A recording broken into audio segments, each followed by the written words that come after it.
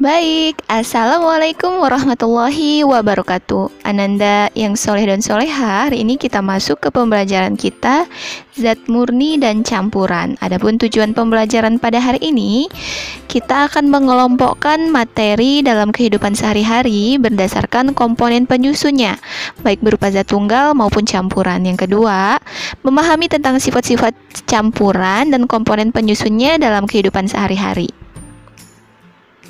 Untuk yang pertama, kita mempelajari mengenai zat murni. Apa sih zat murni itu? Zat murni adalah materi yang hanya tersusun dari satu zat.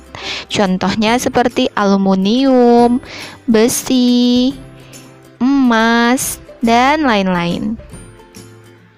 Kemudian yang kedua adalah campuran. Campuran adalah kumpulan dari dua zat atau lebih. Seperti contohnya, kita mengenal ada air kopi, campuran antara air dan kopi, dan jus jeruk, di mana ini ada percampuran antara jeruk dan air dan gula. Jadi, beberapa zat tunggal. Kemudian berdasarkan merata atau tidaknya campuran itu dibedakan menjadi dua jenis. Yang pertama adalah campuran homogen, yang kedua adalah campuran heterogen. Kita akan bahas satu persatu dimulai dari campuran homogen. Campuran homogen adalah campuran yang komposisinya merata dan sempurna. Ini sebagai contoh adalah pada air garam. Jadi, ketika air garam dimasukkan ke dalam air, maka garam akan larut sepenuhnya ke dalam air, sehingga sulit untuk dipisahkan. Ini dinamakan dengan campuran homogen, karena campurannya memiliki komposisi merata. Berikut kita saksikan videonya.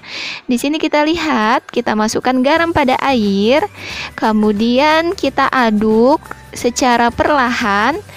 Setelah itu kita lihat campuran menjadi merata. Kemudian yang selanjutnya adalah campuran heterogen. Campuran heterogen adalah campuran yang komposisinya tidak merata. Sebagai contoh air tanah dan air kopi, di mana tanah ini akan terpisah dalam air saat didiamkan setelah dicampurkan. Kita lihat video berikut ini. Di sini kita lihat pasir dimasukkan ke dalam air, kemudian diaduk secara perlahan. Setelah beberapa saat bisa kita lihat campuran itu tidak merata, berbeda tadi seperti campuran air garam. Nah, pemisahan campuran itu dibedakan menjadi tiga. Yang pertama adalah penyaringan, yang kedua adalah pengendapan, yang ketiga adalah pengkristalan. Kita bahas pertama dimulai dari penyaringan.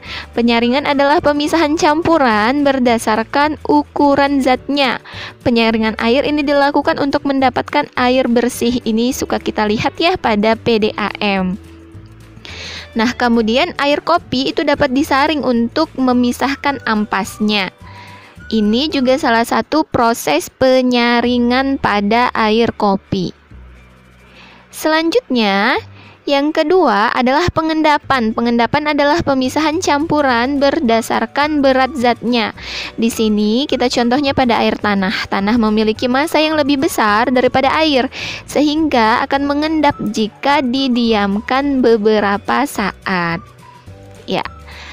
Selanjutnya kita masuk ke yang ketiga, yaitu pengkristalan. Pengkristalan adalah pemisahan campuran yang dilakukan dengan menguapkan zat cairnya.